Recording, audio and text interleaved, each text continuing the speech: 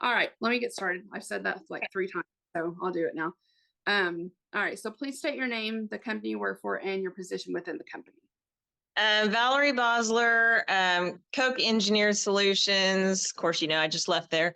And my most recent role was America's controller. Okay. Describe your management experience, the length, the size of your teams, and that type of thing. So management experience, I started in management. Let's see, I was manager of financial analysis for 4 years. So I started that in 2018. And I had a team of financial analysts, 3 financial analysts in that group. That was led me to the next role, which was just moving up to take the role that my boss had been in previously, which was the controller role, and I had that role for a year. Okay. Did you have any exceptionally positive or negative experiences that changed the way you managed? Yes. Good. So I had a bad hire. She was my first hire, actually, and I had some really good hires after that. The experience kind of taught me that the bad hire was kind of a joint effort. There were several of us that were in on this decision. My vice president kind of pushed for me to hire this individual. I had some concerns. My boss had some concerns, but because he pushed hard, we went ahead with it. And ultimately, it was a difficult situation.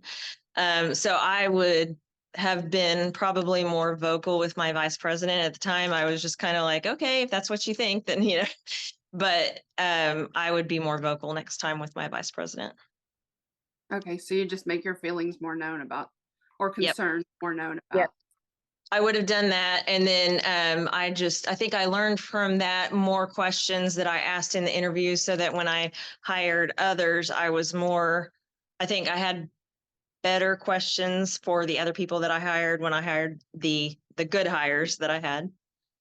Okay. All right. Do you have any routines that you've discovered that positively impact your day? Yeah, Or something?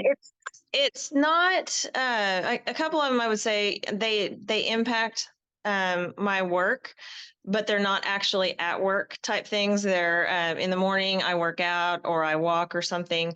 Getting that, waking up and just getting some sort of physical activity in the beginning, I think really kind of, for me, kind of gets me going. So that helps. And then usually I'll make a list for the day of like, here's the highest priority things that absolutely have to get done for the day. So I would say it's the working out and the making the list thing. Okay. How do you manage moments of self-doubt or moments of failure?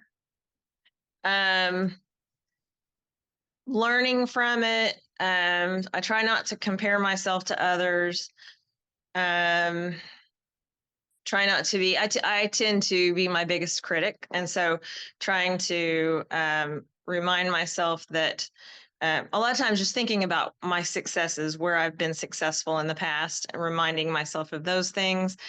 And sometimes, you have to go to someone else, a mentor or someone, talk to them about things. Okay. How do you align your personal vision with your company's mission? How did you do that?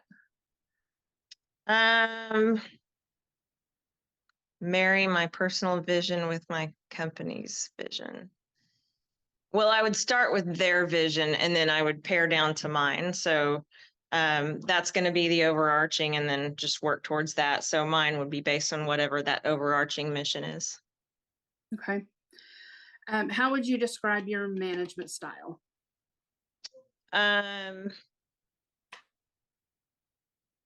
I try to be pretty trusting and not micromanage if I don't have to. I tend to want to give them some freedom, kind of see where they're at.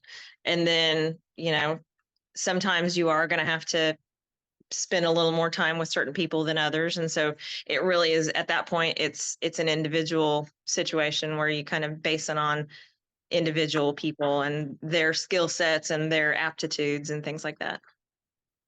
Okay. How would you motivate your team?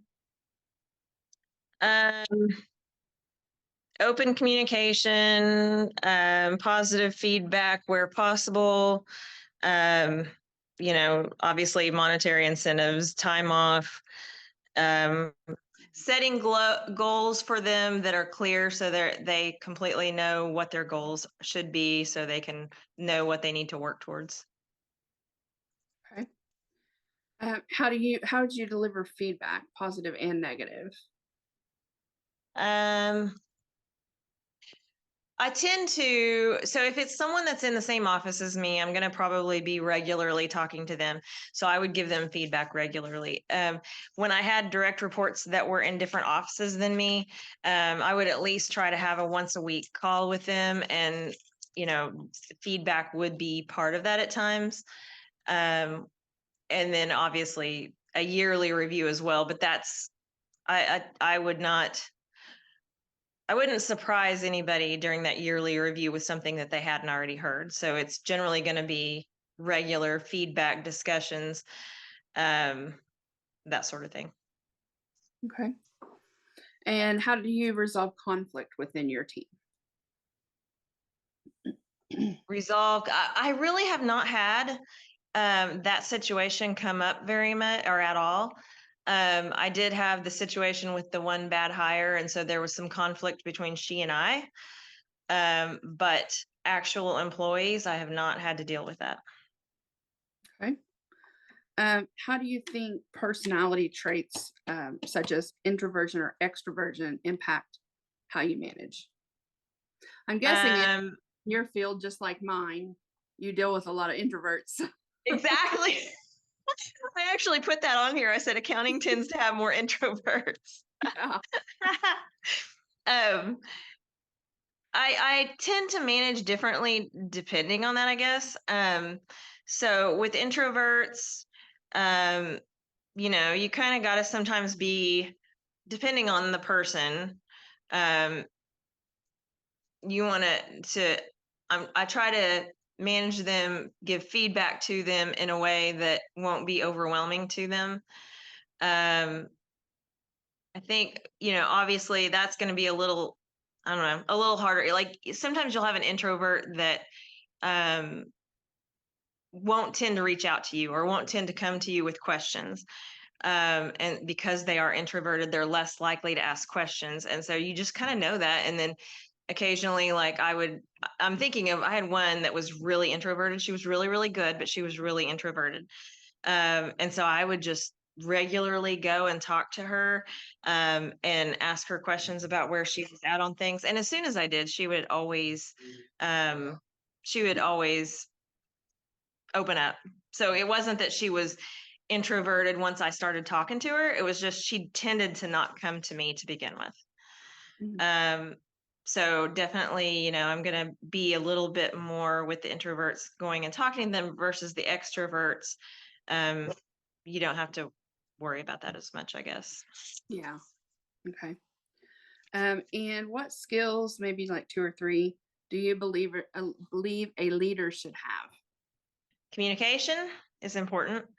Emotional intelligence and strategic thinking. So kind of thinking about, what the goals are and setting strategies for how to get there. Okay. And the last one, what advice would you give to someone that's moving into leadership that you wish maybe someone had shared with you in the beginning? Um, Learn to manage criticism. So when you're in management, um, both from direct reports as well as others, you will get criticism from time to time, and sometimes some of it's valid, some of it's valuable, and so I think it's some of it's learning to differentiate between what's good feedback or what's good criticism versus what's not good criticism, because it may not be a good source of the criticism, or you just kind of have to be logical about it and think about if it makes sense or not. Yeah. Okay. Awesome.